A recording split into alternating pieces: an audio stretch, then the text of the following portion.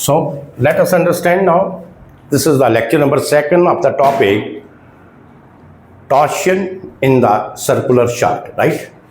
So my lecture is on this and that is the derivation of the torsional equation. आज जो हम जहाँ पे डिस्कस करेंगे that we will discuss about the derivation. और derivation को डिस्कस करते हुए there are so many important concepts to understand there. This is not only the mathematical form you can say, but जहाँ पे बहुत ही कंसेप्ट हैं, very important concept जो कि हमें एग्जामिनेशंस में पूछे जा सकते हैं, हम उसके बारे में भी डिस्कस करेंगे one by one. You understand that? तो इसको इसलिए this is very important lecture you can से, एंड इसको आप ध्यान से पूरा अंडरस्टैंड करने की कोशिश करें. So before going for this derivation of the torsional equation, first we will discuss about the assumptions which we take during the derivation of this equation, and these assumptions are very very important, and on the basis of these assumptions we derive the equations. So one by one हम assumptions को discuss करेंगे. Already I have discussed the assumptions in my previous lectures.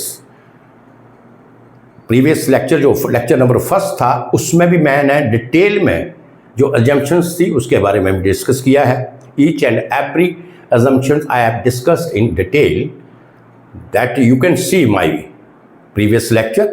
But जहाँ पर भी आपको remind करवाने के लिए मैं assumptions लिख लेता हूँ यहाँ पे. तो assumptions क्या थी आपकी, देखिए.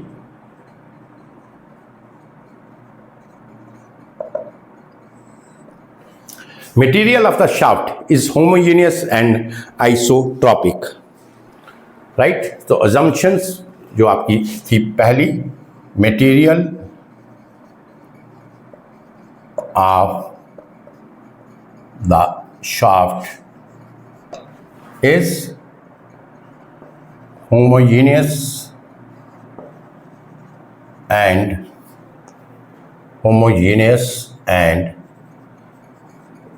आइसोट्रॉपिक. जो शाफ्ट का मटेरियल है वो क्या होना चाहिए? होमोजीनियस और isotropic. This is the first assumption. Second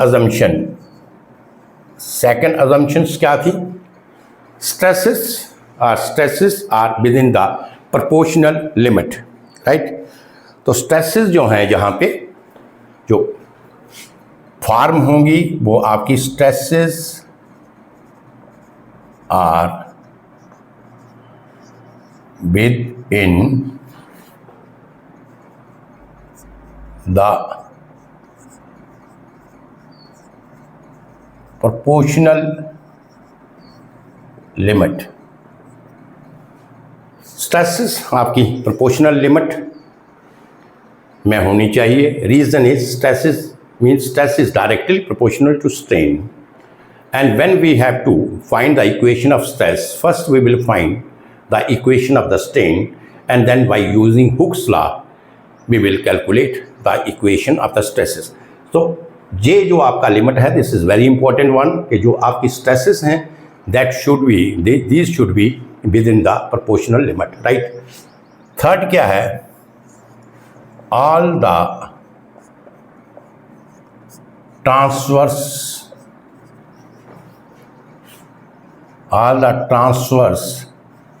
section remain plane or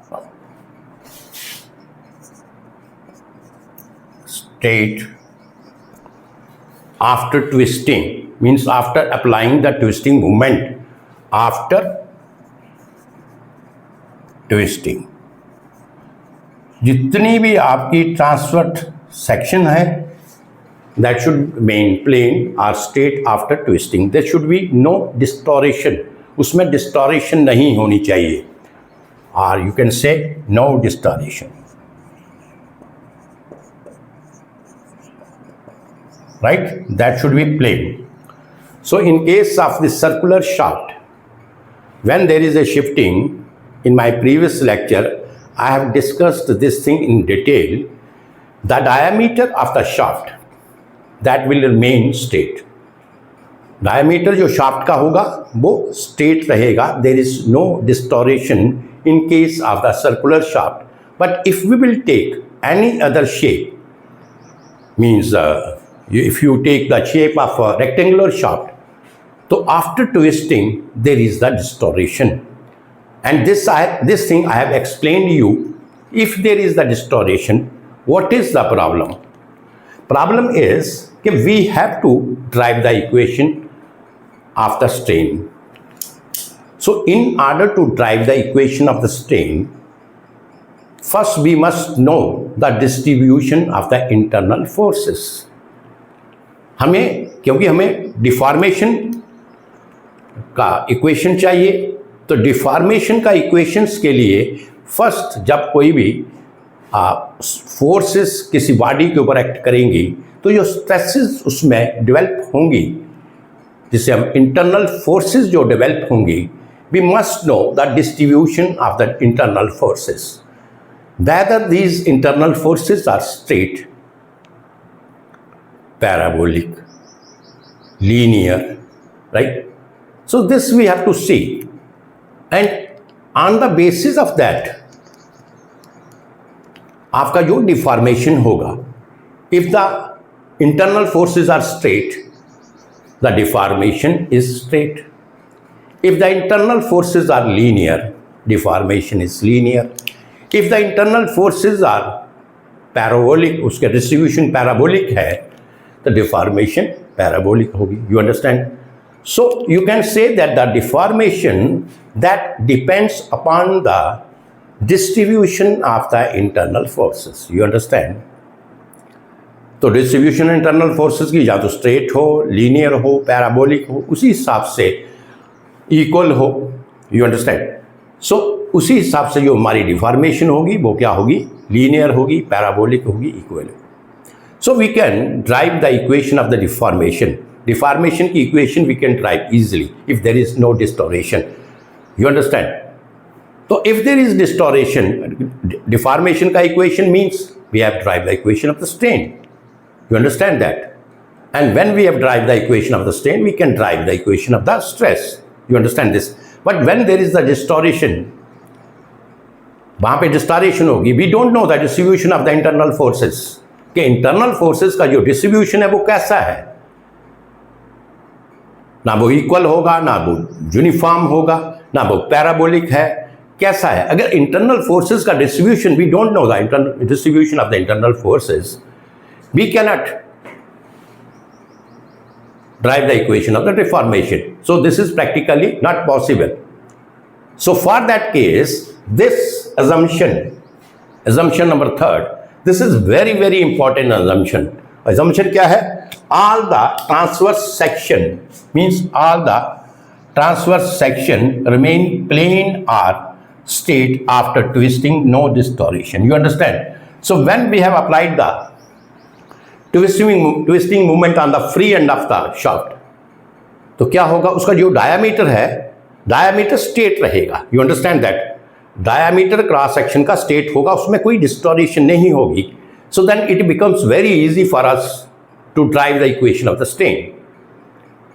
and when we will drive the equation of the strain, ultimately we will drive the equation of the stress. You understand? So these are some important assumptions which we have to understand before going for the derivation of the torsional equations. You understand this?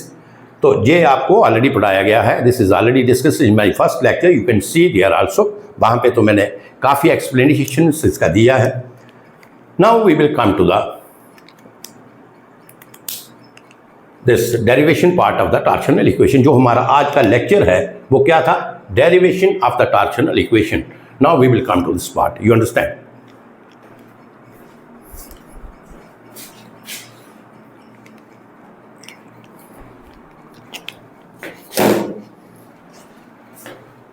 So this already I have drawn the diagrams of the shaft, so that we should not waste our time. Everything we have to do manually. तो पहले ही मैंने इसको drive किया है, draw किया है diagrams को. Just understand now. We are coming for this derivation part. This is your shaft. You understand this? Figure number 1. I will say this is your figure number 1. So पहले figure number 1 and this is your figure number 2, right? This is your shaft. Its length is given. L is the length of the shaft. One end of the shaft is fixed and the other end I have kept free. It is convenient to derive the equation of the deformation, but I feel, तो मैंने क्या किया कि एक and जो shaft का है I have kept it fixed and other end of the shaft that is free. You understand? Now I have applied the twisting moment on the free end of the shaft. Free end जो shaft क्या है उसके ऊपर मैंने क्या किया, I have applied the twisting moment. You understand? So when I have applied the twisting moment here, this end is fixed and here I have applied the twisting moment. What happens? There is twisting moment in the clockwise direction. मैंने जहाँ पे clockwise direction लिया, तो there is the twisting in the clockwise direction. You understand? How we can check this? There is a this one, that there is the twisting in the clockwise direction. But I have taken a, you can say, layer on the outer surface of the shaft. मैंने outer surface जो shaft का है उसके ऊपर एक line ले लिया. You understand? So I have taken, consider the layer, not line, sorry. I have considered the layer at the outer section of the shaft, just like this. You understand? At a radius capital R. जब बड़ा मैं figure में कर रहा हूँ तो जहाँ पे रेडियस कैपिटल R ही होगा, राइट? तो आउटर के ऊपर मैंने क्या किया, I have considered the layer on the outer surface of this. So what happens there? Suppose this is your point A.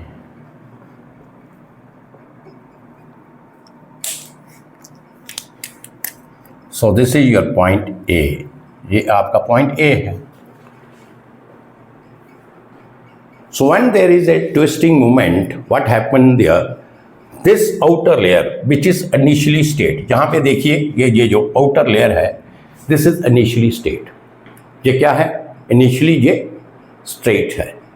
When I have applied the twisting moment on the free end of the shaft, the rotation is towards the clockwise direction. So it means that this outer layer that is deformed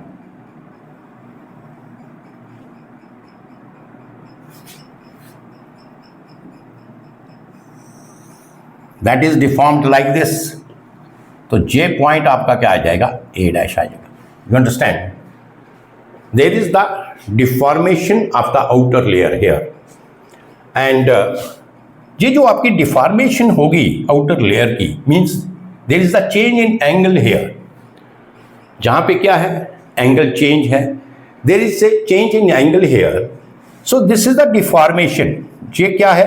ये आपका deformation है outer layer का. First initially it was straight and when I have applied the twisting movement on the free end of the shaft, this outer layer is like this. The point A that goes to A dash. You understand? Point A जो circumference के ऊपर जहाँ पे था, when the layer was straight, then it goes to A dash. And this angle is gamma. Gamma is what? Gamma is the shear strain. Gamma क्या है?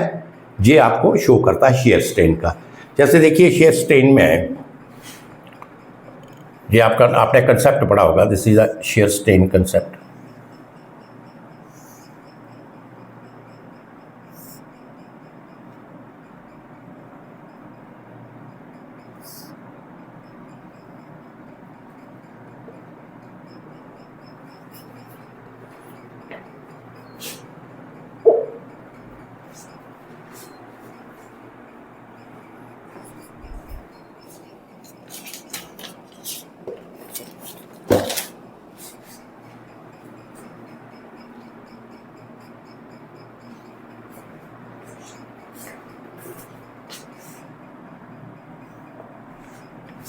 Right.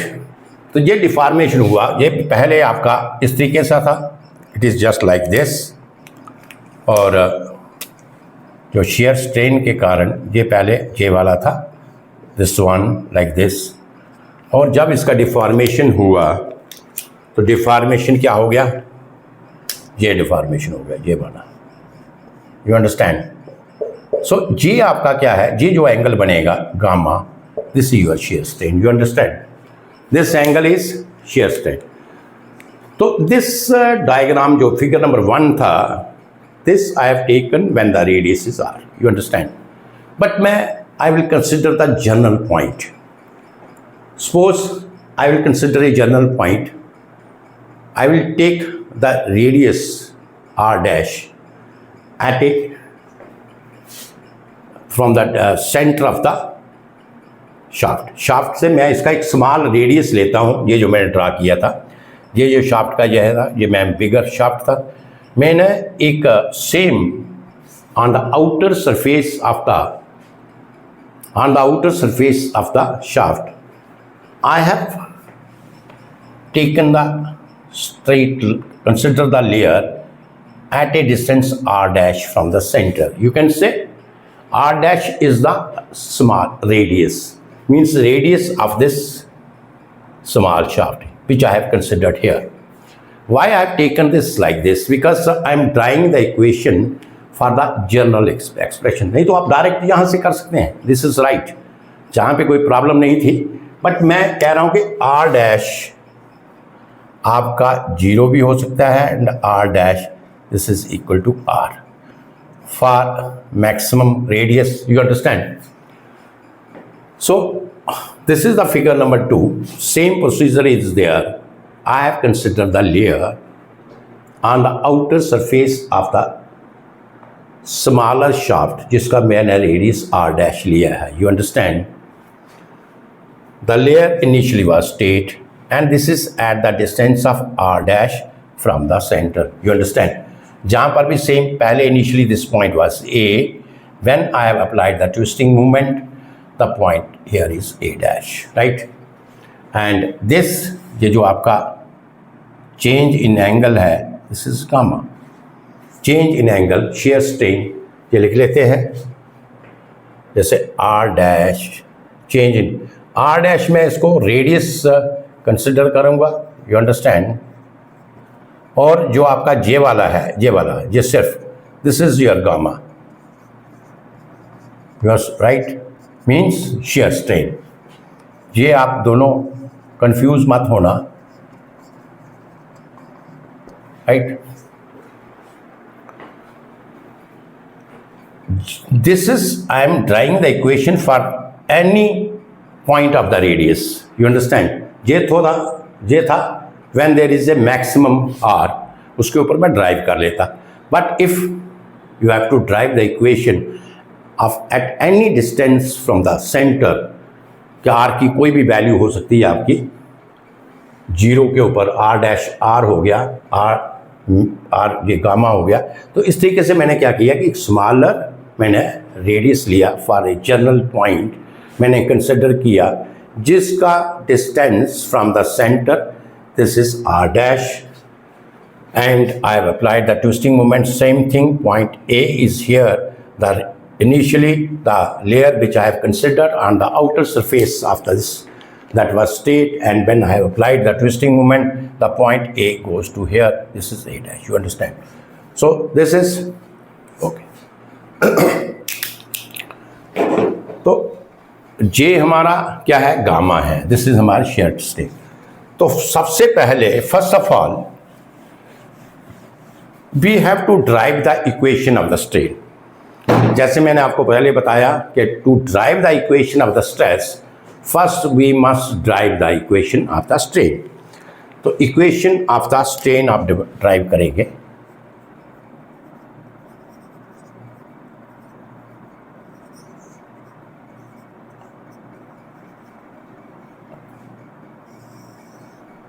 Right. तो जहाँ पे ये जो लेयर था इनिशियली स्ट्रेट था, उसके बाद ये डिफॉर्मेशन हुआ, and this change of the angle, this is gamma, you understand.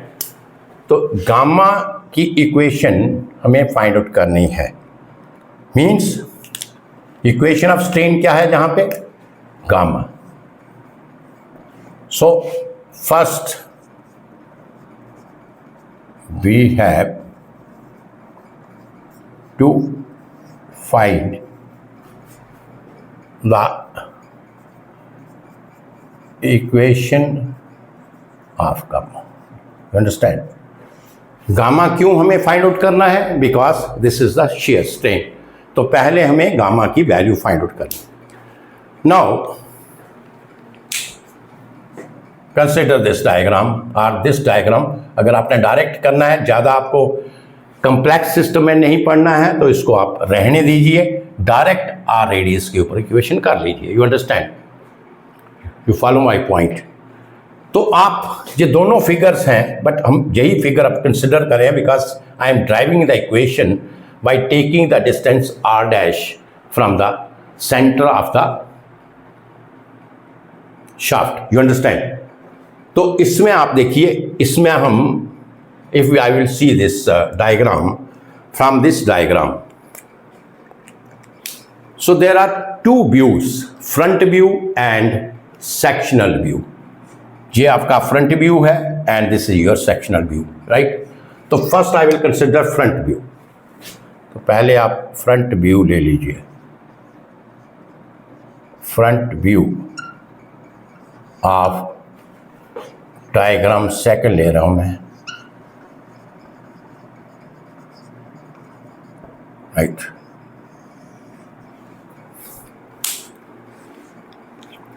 तो फ्रंट व्यू में देखिए क्या है, ये आपका इनिशियल लाइन है, राइट? दिस वन, ये जो layer which I have consider on the outer surface of the shaft, तो इसका लेंथ है L। ये पॉइंट आपका B है and this point is A। You understand? ये B है and this point is A। You understand? Now there is the twisting of this line, or you can say there is the deformation of this line when I put the twisting moment on the free end of the shaft। तो ये कैसे है? ये इस तरीके से है, right? Just like this. ये आपका फ्रंट व्यू है, और जहां से assume this circular part as a state, right? तो इसके मैं अज्यूम करता हूँ कि ये सर्कुलर पार्ट को स्ट्रेट ही ले लेता हूँ। You understand? Like this. So this point is A dash, right?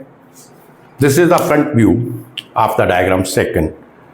And ये जो एंगल था between these to, change in angle, this is gamma. Gamma is the change in angle. You understand this? Gamma आपका change in angle आ गया।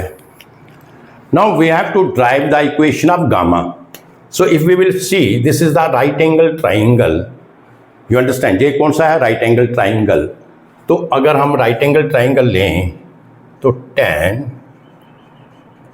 Gamma, this is equal to vertical upon base, that is A dash upon AB।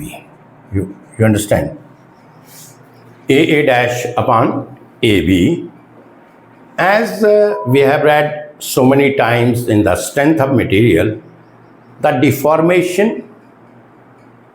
which takes place of the material, this is very, very, very small. You understand? That deformation, you can say that is very, very small. And if it is very, very small, I can write tan gamma, this is equal to gamma. तो this is आपका gamma is equal to A dash upon AB। AB तो आपका length है L, this is given. This is gamma means shear strain। I am calculating the equation of the strain here. तो it means that we have to find the value of A dash.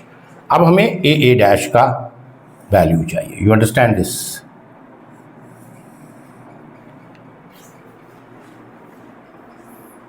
A dash का value चाहिए। अब इसके लिए क्या करें, आप इसका क्रैश सेकंड साइड व्यू आप देख लीजिए। You understand.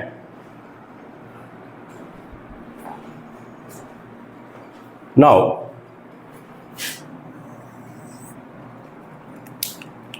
साइड व्यू, पहले आपने फ्रंट व्यू लिया फ्रॉम साइड व्यू ले लीजिए। Second means cross section. Side view से आपको क्या देगा, क्रॉस सेक्शन ये दिखाई देगा। आप I am taking this small diameter because मैं इसका डिस्टेंस आर डैश लिया है। ये आपका बिगर मैंने डॉटेड से शो किया था, but I have not taken the radius capital R, but I have taken R dash. You understand. तो इसका आप ड्रा कर लीजिए। ये क्या है,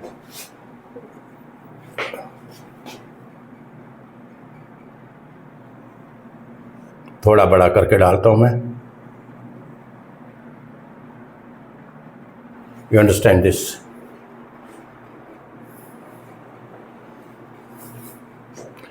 और अगर मैं इसको जे में लाऊं और जे में लाऊं, राइट, तो जे आपका जो होगा J, this is the angle theta. इसके बारे में डिस्कस कर लेते हैं। जो जहां पे लेयर का चेंज इन एंगल होगा that represents the shear strain. But ये जो लेयर सेंटर में जो एंगल बनाएगा एंगल थीटा, तो थीटा जो आपका एंगल है इसको हम क्या कहते हैं, कौन सा एंगल है, this is the angle of twisting, right. Theta is the angle of twisting, right. अब देखिए, this is your centre, right, O, मैं कहता हूं ये आपका सेंटर होगा। आई एम ड्राइंग द, मैं अब इस व्यू को देख रहा हूं, क्रॉस सेक्शन को, तो ये सिर्फ क्रॉस सेक्शन आपका होगा यहाँ पे, राइट। तो जहां पे जो एक पॉइंट था, जहां पे A, this is the point A here, ये मेरा, ये आपका ए पॉइंट है, this is point number A. When I have applied the twisting moment, the point A goes here and this is A dash. ये जहां पे आपका point चल गया। You understand.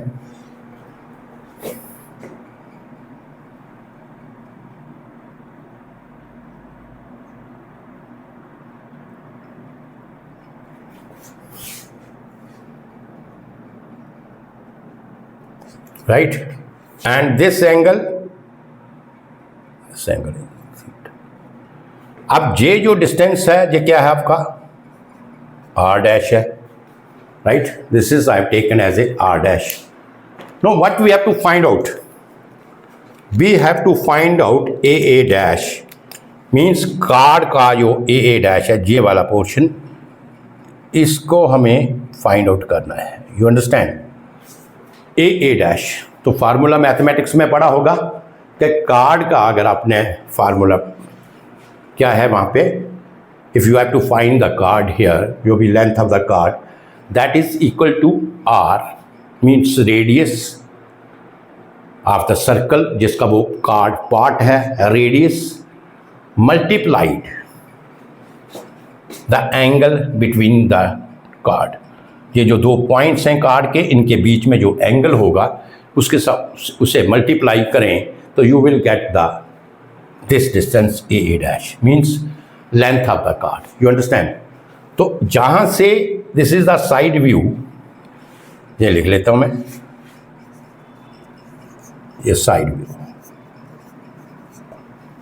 राइट। तो from this figure A dash क्या हो गया, A dash, what is the radius here, chord जो मैंने ये ड्रा किया है स्मॉल डायामीटर, तो जहाँ पे मैंने रेडियस लिया था, जो स्मॉल शाफ्ट मैंने ड्रा किया था, तो उसका रेडियस है आपका आर डैश।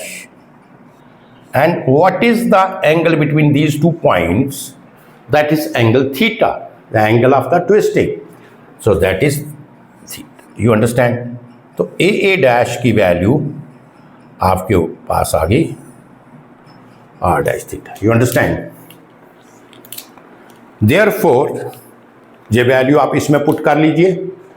देयरफॉर जहाँ पे ले लिए gamma means shear strain, this is equal to gamma shear strain,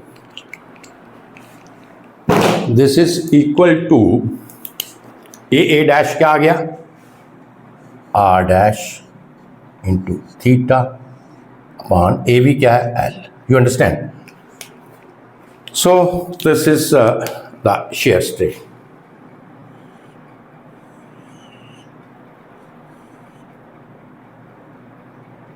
You understand this? जहाँ तक आपको क्लियर हो गया कि how we have drive the equation of the strain. There are the two views here. First, I have taken the front view of this diagram. R dash, this is the general point on the diameter of the shaft. मैं कोई एक general point लिया जिसका radius from the centre जो है that is R dash है. To make you understand मैंने एक स्मॉल R डैश जो रेडियस लिया था उसके अकॉर्डिंग जहाँ पे आपको जहाँ पे शाफ्ट बना के दे दिया कि this is the shaft. Otherwise this is the whole shaft here and I have to take the any layer on the outer surface. I have to take the layer on the outer surface of the shaft, right? At any distance you can say. किसी भी distance के ऊपर outer surface जो shaft का वहाँ पे layer ले लीजिए. जो आप कंक्लूजन इसका क्या है? कंक्लूजन ये है कि जब आपको इसको ड्राइव करना है आप इसको ऐसे समझिए 5 मिनट में. This is the shaft twisting movement we are applying at the free end. Now we have considered the layer on the outer surface of the shaft and we had applied the twisting moment on the free end of the shaft. जब twisting moment apply करेंगे क्या होगा? Initially ये layer आपकी straight है जो आपने लिया है और जब ट्विस्टिंग मूवमेंट लगाएंगे तो ये पॉइंट ए जो है वो ए डैश के ऊपर हो चला जाएगा. तो ये जो आपकी लेयर है इसकी डिफॉर्मेशन जहाँ से पहले स्ट्रेट थी अब जहाँ से जहाँ तक चलेगी. जो लेयर की डिफॉर्मेशन होगी वो आपको शेयर स्ट्रेन बताएगी. जो angle change in angle layer का होगा वहाँ से आपको क्या मिलेगा? शेयर स्ट्रेन मिलेगा, राइट. और जो क्रॉस सेक्शन का है जहाँ से आपको एंगल ऑफ ट्विस्ट मिलेगा. You understand? This is your angle of twist. अगर आप इनको ज्वाइन कर ले इस तरीके से ज्वाइन करें इस तरीके से ज्वाइन करें और ये जो आपका एंगल है that is angle theta. This is the angle of twist. You understand? ये आपका क्या है? Angle of twist. You understand this thing? तो जहाँ तक चीज़ें क्लियर हैं we have derived the equation of the shear strain. Now we have to derive the equation of the stress.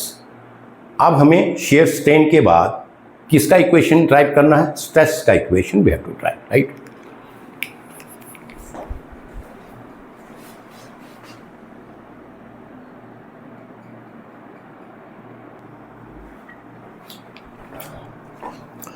Now as I have derived the equation of the strain, तो इसको मिटा दीजिए सारा.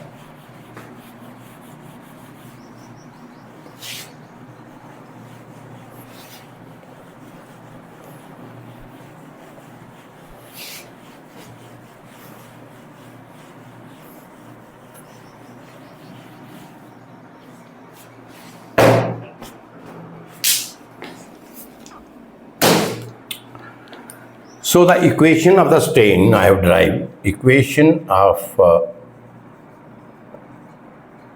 strain ये मैंने drive किया that is gamma. This is equal to R dash theta into L. This is the equation of the strain, right? Now we have to derive the equation of the stress, right? अब हमें क्या drive करना है? Equation of the strain हमें मिल गया. अब हमें equation of the stress drive करना है.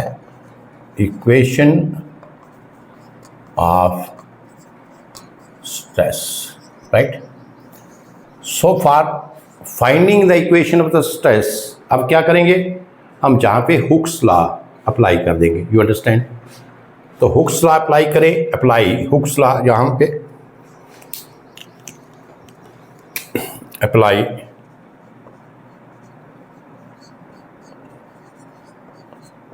Hooke's law,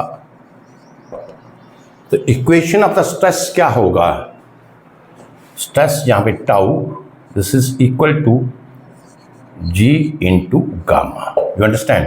gamma is the strain, क्या लिख दो यहाँ पे, गामा ये है, this is gamma means strain, and G is the property of the material, you understand. तो G क्या है, this is the property of the material, here I have applied the Hooke's law।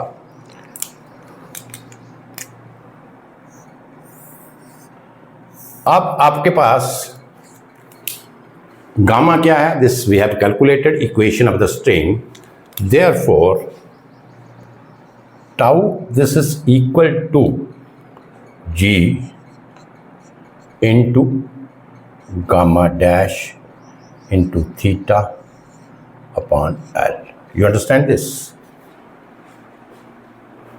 Or we can say, we can write this equation like this, tau upon R dash, this is equal to G theta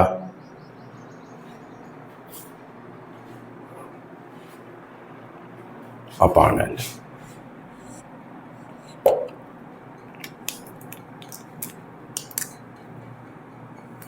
Now, why I have written this equation like this?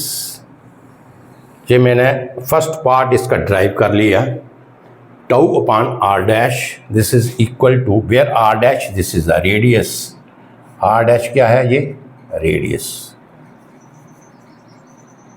Of this small shaft में जो मैंने लिया था, R dash is the radius. So this is the equation of the first part. Now just understand that why I have written it like this. अब यहाँ से देखिए एक चीज, very important point to understand.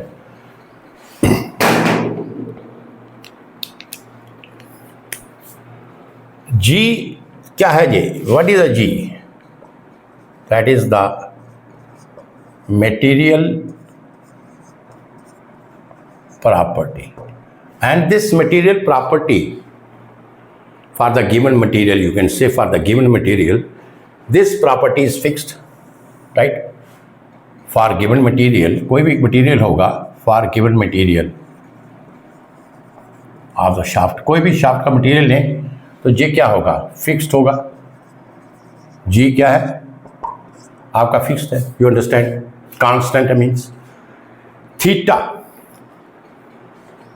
Theta जो आपका angle है, देखिए I have taken this R dash, means radius लिया था, स्मॉल रेडियस आर डैश, कोई एक पॉइंट लिया जिसका डिस्टेंस सेंटर ऑफ द जो शाफ्ट का क्रॉस सेक्शन है उससे डिस्टेंस था R dash.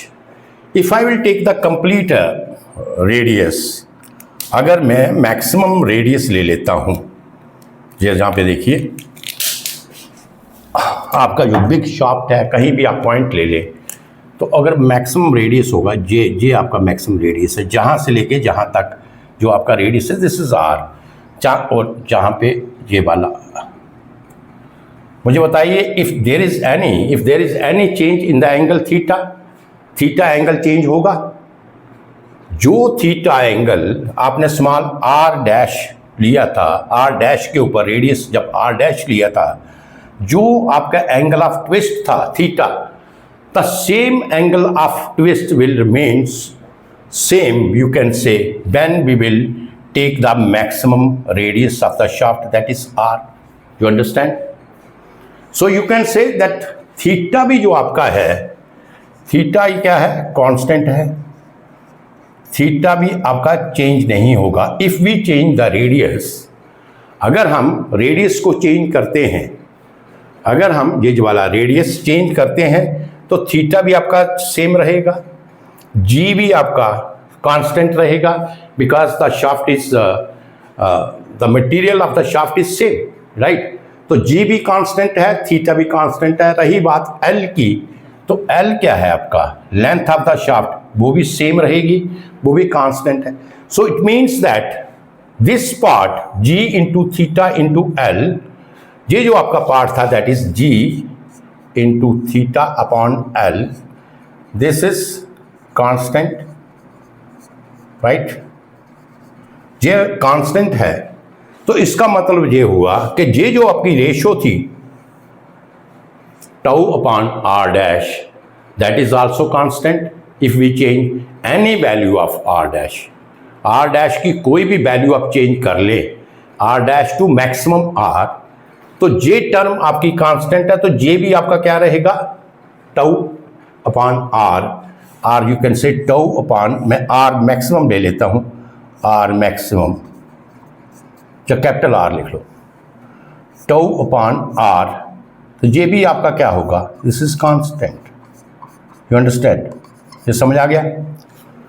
Ratio of this tau upon R, this is constant, so we write the equation like this. तो 10 जो आपकी इक्वेशन है वो आप इस तरीके से भी लिख सकते हैं।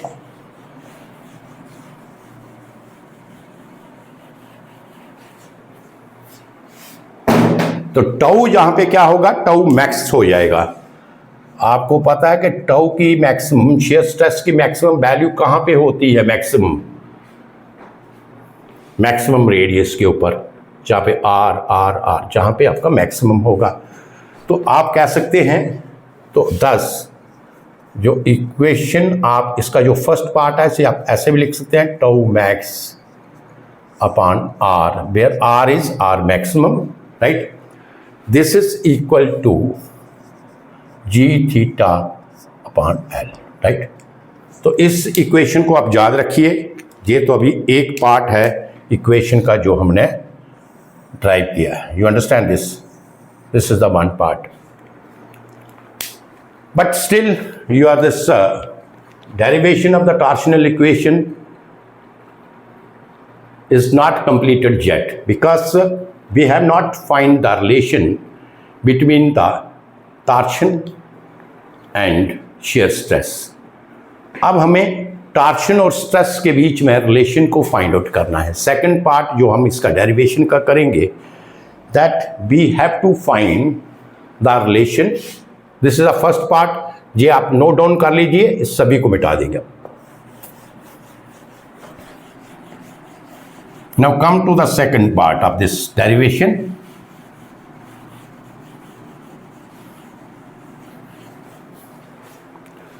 तो जो सेकंड पार्ट है,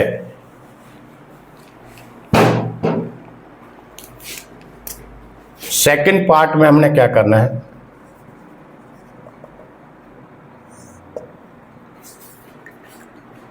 we have to find the relation between the torque and shear stress, right? So second part होगा relation between torque and shear stress. This relation we have to find, right? Now just understand this. This I told you that shear stress will develop in the shaft, right? तो shear stress जो हुआ है shaft में develop होगा। तो shear stress very कैसा करता है, ये पहले देख लेते हैं हम। जो shear stress है, how it varies, suppose ये आपका सेंटर है, how the shear stress varies. Variation of the shear stress we must know that. जब तक आपको variation of the shear stress नहीं पता होगा, how you can derive the equation of the torque and the shear stress. So shear stress varies linearly. ये तो आपको पहले भी आपने पढ़ा है, और जो फर्स्ट लेक्चर था शायद उसमें भी मैंने आपको एक्सप्लेन किया था। तो देखिए जहाँ पे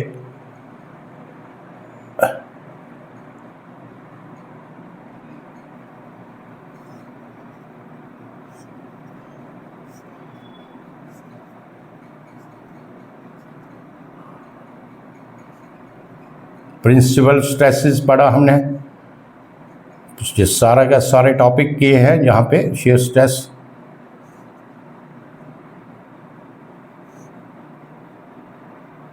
राइट। तो जहाँ पे शेयर स्ट्रेस आपका टाउ मैक्स होगा, टॉप के ऊपर टाउ मैक्स, और उसके बाद देखिए शेयर स्ट्रेस आपका रिड्यूस होता जाएगा and at the point centre के ऊपर शेयर स्ट्रेस आपका 0। You understand. इसी तरीके से जहाँ पे वेरी करेगा, इसी तरीके से आपका इस एक्सिस के ऊपर वेरी करेगा, इस तरीके से जहाँ पे शेयर स्ट्रेस आपका क्या होगा, मैक्सिमम होगा।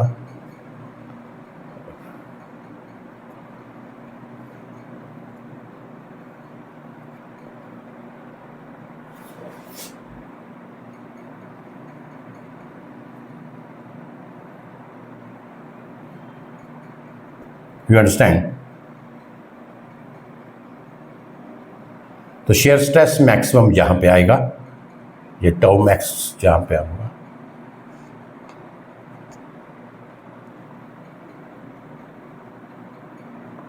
राइट। तो जहां से अगर आप variation of the shear stress देखें तो shear stress tau varies linearly, right. तो शेयर स्ट्रेस जो वेरी करेगा वो लीनियरली वेरी करेगा। You understand. अब देखिए टार्क जो आपका है, torque, because we have to find the relation between torque and shear stress. Torque किसके बराबर होता है? Force into distance, right. तो R is the radius here. Force into distance तो शाफ्ट है, तो R is the radius, force into radius that is the torque. You understand that.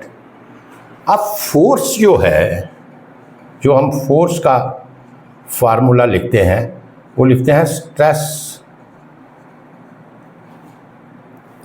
Into area, जा or आप कह सकते हैं stress, this is equal to force upon area. You understand. J formula, stress, force upon area, this only we can use in case if the stresses are uniformly distributed. You understand? J formula हम कब इस्तेमाल करते हैं? जब stresses आपकी, आप लिख लें यहाँ पे, this formula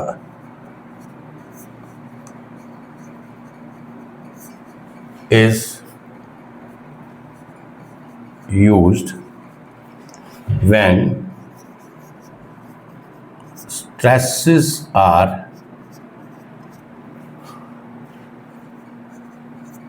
equally distributed। जब आपकी स्ट्रेसेस इक्वली डिस्ट्रीब्यूटेड हैं या यूनिफॉर्म है। You understand. So this relation to find the stress हम तभी यूज करते हैं जब आपकी स्ट्रेसेस जो है इक्वली डिस्ट्रीब्यूटेड है। You understand this. But the problem is in this case, in the case of the shaft, stresses are not distributed equally, stresses are not uniform, stresses varies linearly. Then how we can calculate the value of stress? तब हम stress को कैसे calculate करेंगे, क्योंकि stress तो हमें चाहिए, force into distance, this is the torque. तो फोर्स निकालने के लिए we need the stress into area. But the problem is, in this case, the stresses are not uniformly distributed. If I will see the whole of this cross section, अगर मैं इसका cross sectional area देखूं shaft का, side view से देखिए आप, तो जो स्ट्रेसेस होंगी जहाँ पे वो इक्वली डिस्ट्रीब्यूट, जहाँ पे स्ट्रेसेस मैक्सिमम होगी फिर कम होगी, इस तरीके से, एंड द सेंटर के ऊपर स्ट्रेस आपका 0 होगा। लाइकवाइज जहाँ पे स्ट्रेस मैक्सिमम होगा उसके बाद ये वेरी करती जाएगी लीनियरली, और जहाँ पे आपका जीरो होगा। You understand? So you can say that in case of the shaft stresses are not equally distributed. Now the problem is if the stresses are not equally distributed, then how we will calculate the value of the stress? How we will calculate the value of the force? Because force, this is equal to stress into area. तो stress का value find out करने के लिए हमें क्या करना पड़ेगा? हमें एक जहाँ पे small strip, circular small strip ले लीजिएगा. You understand? जिसमें हम अज्यूम करेंगे कि stresses are uniformly distributed. You understand? तो आप एक consider the small strip.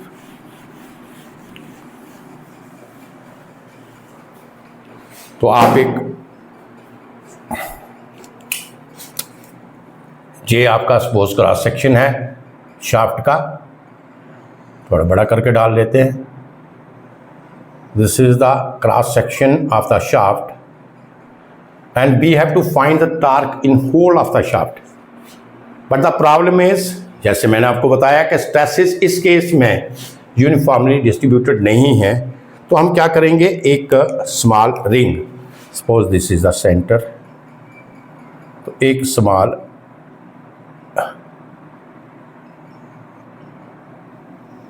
Strip ले लेते हैं यहाँ पे.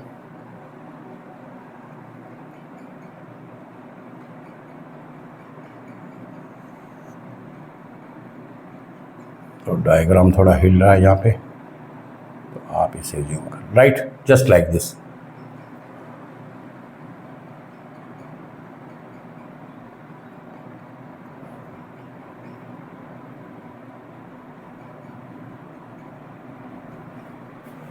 Right?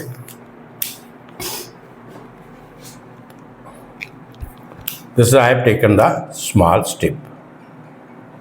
So at the radius r, इसका रेडियस क्या आर है, और ये जो स्मॉल स्ट्रिप है, this is the small strip I have taken.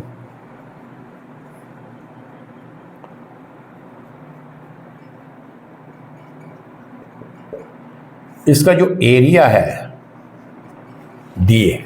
You understand? तो स्मॉल रिंग ले लिया जिसका रेडियस आर है, और इसका एरिया, दिस इज एरिया, इसका area of small strip dA and radius, you understand? This is not gamma now. Gamma का खत्म हो गया जहाँ पे लेने देना, तो मैं रेडियस को r के साथ डिनोट करूँगा. You understand? Now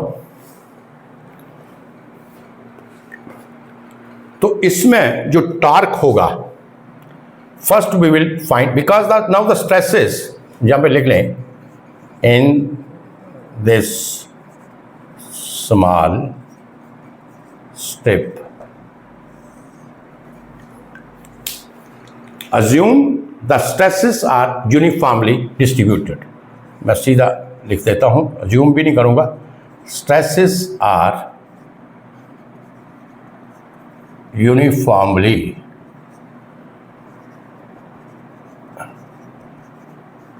distributed or equally distributed. You understand?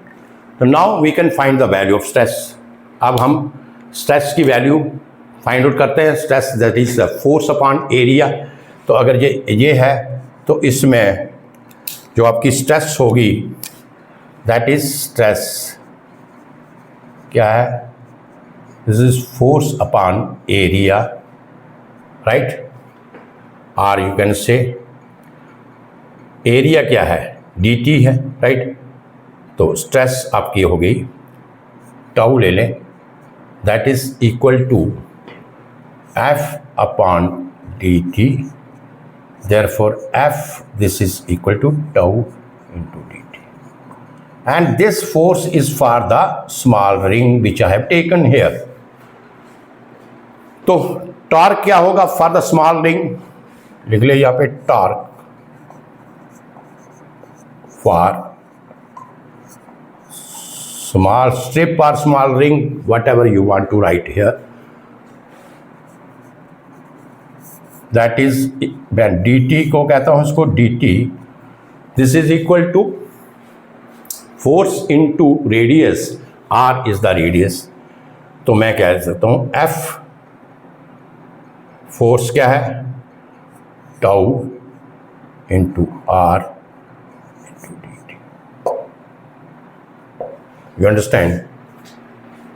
Or not, sorry, dt. That is a dA. That is not dt, this is dA.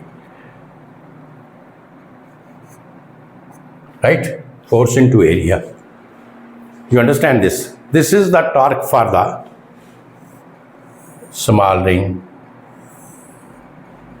So torque, complete torque, if I have to find out in the complete cross section, total torque in the complete cross section of the shaft, तो total torque क्या होगा, total torque in complete cross section of shaft. तो total torque निकालना है तो क्या करेंगे, इसको इंटीग्रेट कर लेंगे हम. You understand? क्या करें, इसको इंटीग्रेट कर ले, dt, this is equal to integration of tau into r into d. You understand? This is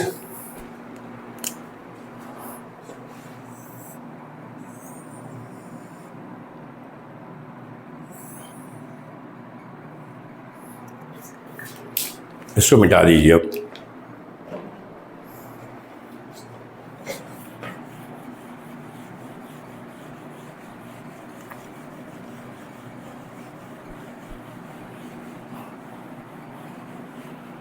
now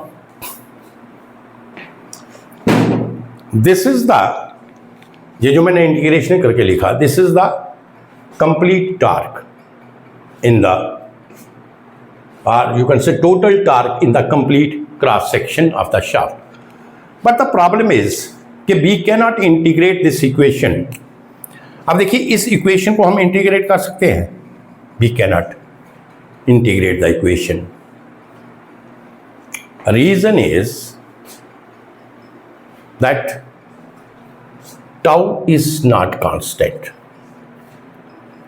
Reason क्या है कि आपका जो टाउ है वो कांस्टेंट नहीं है.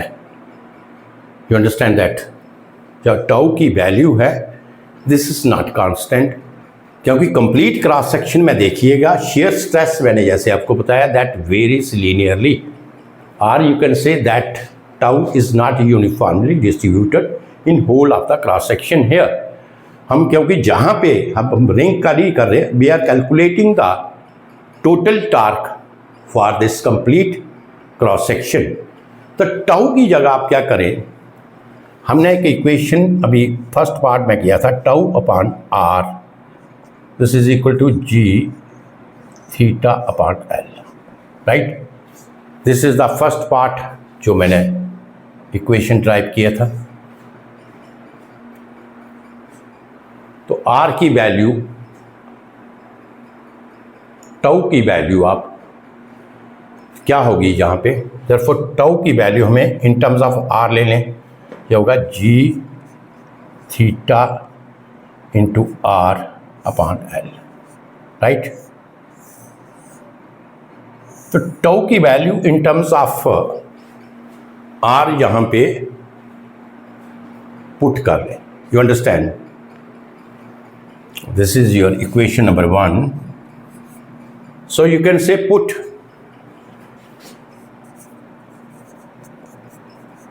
the value of tau in terms of radius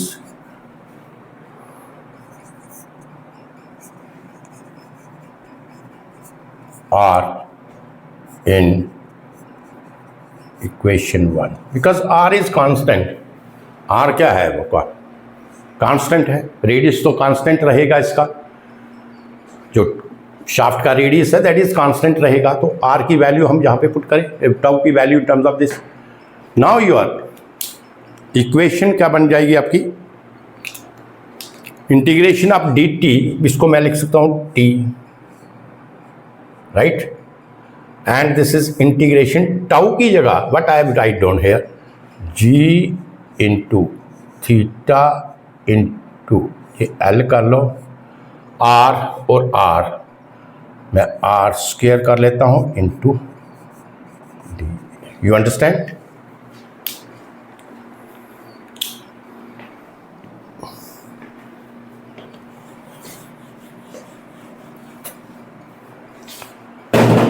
So, therefore, T, अब मुझे बताइए G भी आपका कांस्टेंट है, जैसे मैंने आपको बताया, थीटा भी कांस्टेंट है और L भी आपका कांस्टेंट है। तो ये कांस्टेंट जो टर्म्स हैं साइन ऑफ इंटीग्रेशन से बाहर ले लीजिए। This is G theta upon L integration of R square into D, right.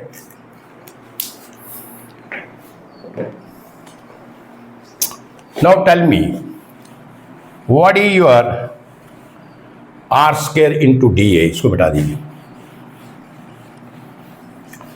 R square into dA, what is this? ये टर्म क्या है? R square into dA. So R square into dA, this is second moment of area. तो आप कह सकते हैं कि ये आर स्क्वायर, जहाँ हम लिख लेते हैं R square into D A, this is second moment of area. Second moment of area means क्या होगा? Means moment of inertia, means moment of inertia, right. अब देखिए कि मोमेंट ऑफ इनर्शिया कौन सा मोमेंट ऑफ इनर्शिया होगा। अब moment of inertia का आपको थोड़ा बताऊंगा मैं। इफ द टॉर्क, जो हम टॉर्क अप्लाई कर रहे हैं यहां पे से देखिए, we are applying the torque on the normal axis, J आपका है, तो टॉर्क को हम अप्लाई कर रहे हैं यहां से इस तरीके से। तो टॉर्क जो है नॉर्मल एक्सिस के ऊपर अप्लाई कर रहा है। You understand? If we apply the torque on the normal axis, then the moment of inertia जो हमें मिलेगा, that moment of inertia is called the polar moment of inertia. तो ये आपका हो गया टॉर्क ऑन, ये मिटा दीजिए सारा, इसको मिटा दो।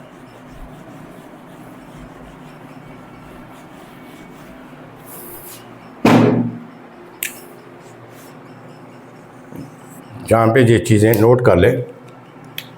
If we apply the torque on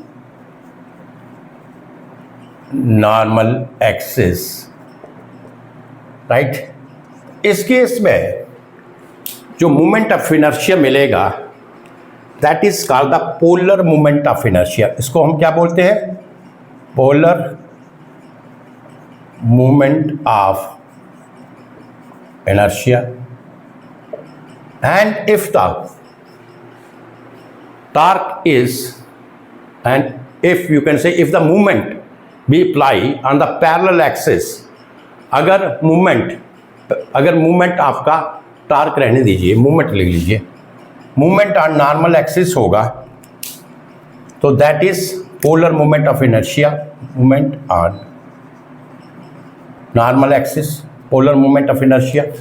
और सेकंड केस में मूवमेंट ऑन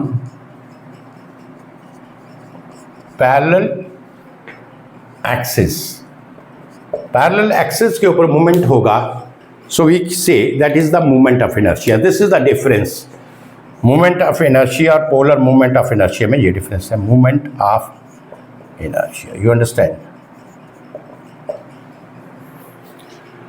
अब पोलर मोमेंट ऑफ इनर्शिया, तो हमें क्या मिलेगा? ये this is movement on normal axis and we got the polar moment of inertia. तो polar moment of inertia that is represented by the letter J. तो polar moment of inertia को हम किसके साथ रिप्रेजेंट करते हैं? J के साथ. J की वैल्यू लिख सकता हूँ फॉर सॉलिड शाफ्ट. अगर आपका शाफ्ट सॉलिड है तो J की वैल्यू होगी आपकी 5/32 into d⁻⁴. And if for hollow shaft, अगर शाफ्ट आपका हॉलो है तो J आपका होगा 5/32 d⁻⁴ minus di⁴, means outer diameter minus inner diameter raised to power 4. Right, this is the value. तो इसका मतलब ये है कि J इसकी जगह हम क्या लिखेंगे? J लिख सकते हैं. तो T is equal to G into theta upon L. This is equal to J. Right, we can write it like this.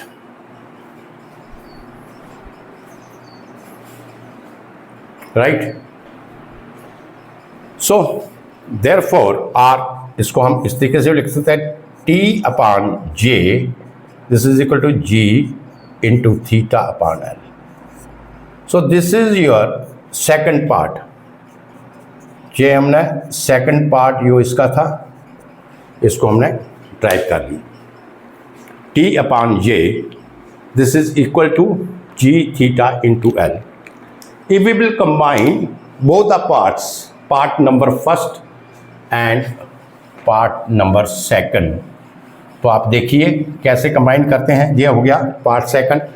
जो पार्ट नंबर फर्स्ट हमने किया था, तो पार्ट नंबर फर्स्ट क्या था आपका? ये था tau upon R. This is equal to G theta upon L. Right, तो टाउ अपॉन R दीजिए आपका पार्ट फर्स्ट था. Tau upon R, this is G into theta upon L. T upon J, G theta into L upon L. तो we can write, अगर दोनों को combine करें, so this equation can be write as T upon J, tau upon R. This is G theta upon L. Right?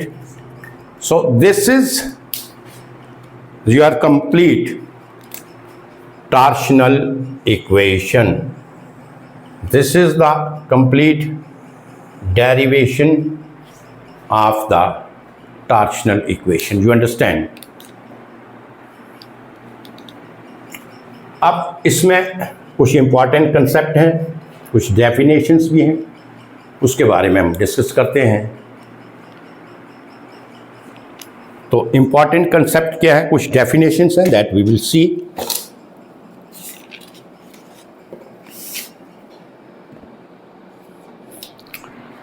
First, we will take polar section of modulus.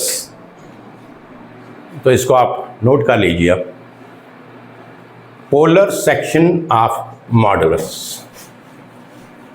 What is the polar section of modulus? ये very important definition or concept you can say in terms of the torque in shaft. That is polar section modulus. So what is this polar section modulus? Polar section modulus means it is the measure of the strength of the shaft. Polar section modulus क्या है? इससे हम ये क्या major करते हैं कि shaft में स्ट्रेंथ कितना है. शाफ्ट में स्ट्रेंथ का मतलब क्या है? What do you mean by this? That how much maximum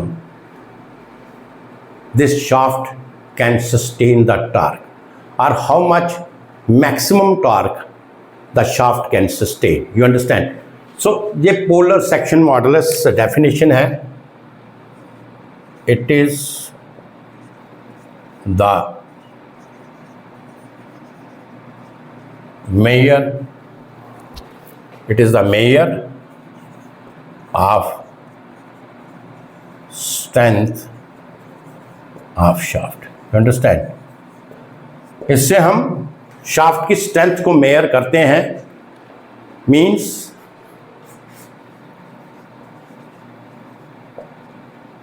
maximum applicable torque shaft can sustain. इसका मतलब यही हुआ. Means maximum applicable torque A shaft can sustain. यही तो स्ट्रेंथ. इस चीज से तो हमें पता चलेगा कि शाफ्ट की स्ट्रेंथ कितनी है, कि कितना वो टार्क एक शाफ्ट जो है कितना टार्क वो सस्टेन कर सकता है. तो इसको हम कहते हैं polar section modulus. You understand?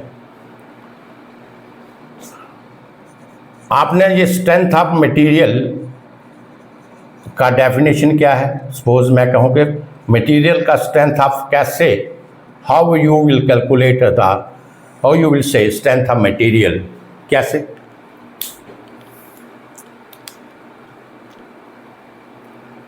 A material, how much the stress can sustain without failure. Strength हमें अगर जब मटेरियल की फाइंड आउट करनी है तो हमें ये देखते हैं कि ये पर्टिकुलर मटेरियल जो है वो कितना स्ट्रेस जो है, कितने स्ट्रेस को सस्टेन कर सकता है without failure. Means right, that is how much stress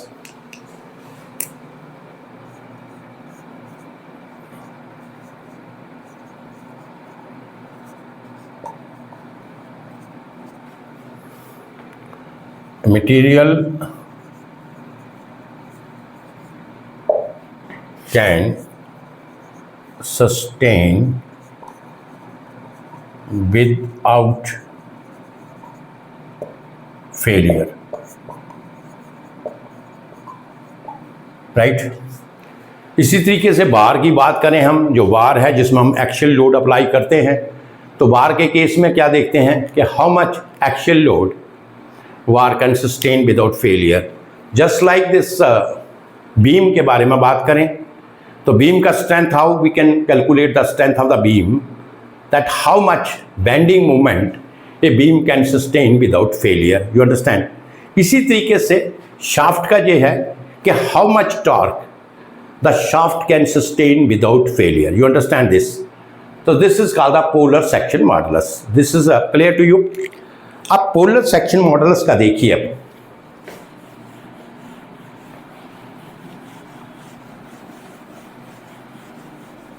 so polar section modulus का सेकंड जो पार्ट था डेफिनेशन का वो अभी बताऊं मैं. Just understand this concept.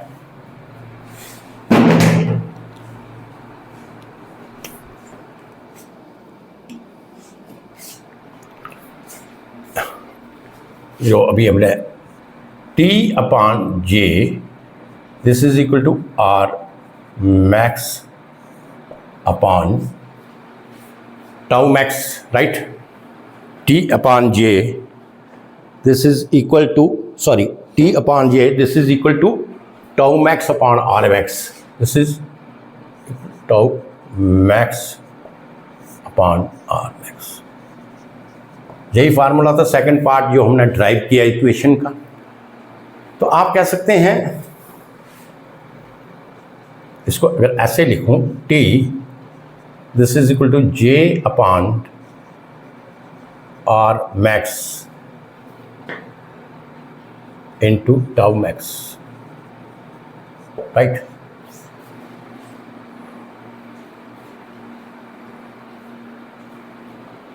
अब टाउ मैक्स की जो वैल्यू है, टाउ मैक्स जो आपका है, टाउ मैक्स ये क्या है? आपका कांस्टेंट है. टाउ मैक्स की वैल्यू क्या है? That is constant, that will not change. तो you can say that T proportional to J upon R max. T किसके प्रोपोर्शनल है, J upon R max. And this quantity, क्योंकि T इसके proportional है, ये जो क्वांटिटी है जे अपॉन आर मैक्स, ये जो क्वांटिटी आपकी है J upon R max, this is the sectional polar section modulus, right. ये जो क्वांटिटी है this is the J upon R max, ये ऐसे लिखिए, polar section modulus. You understand. अब जहाँ पे देखिए जो जे की वैल्यू है, जैसे मैंने आपको बताया दिस इज π/32। अगर मैं सॉलिड शाफ्ट लेता हूँ (4), जो आर मैक्स है this is equal to d/2। तो जहाँ से अगर आप देखेंगे जे अपॉन आर मैक्स की वैल्यू, जिसको हम पोलर सेक्शन मॉडुलस भी कहते हैं, right, this depends upon the shape and size. ये किसके ऊपर डिपेंड करती है, या डिपेंड करेगी shape and size of the cross section. You understand. तो this value you can say that means J upon R max depends upon the